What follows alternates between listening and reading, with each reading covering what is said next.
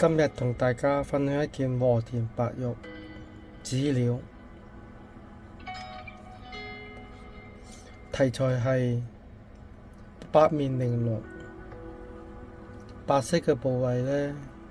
係貼一條黐龍呢個龍頭，咁呢啲其他都係雲啊，呢度係龍嘅腳，咁外邊呢就包住啲靈芝啊咁樣，靈芝，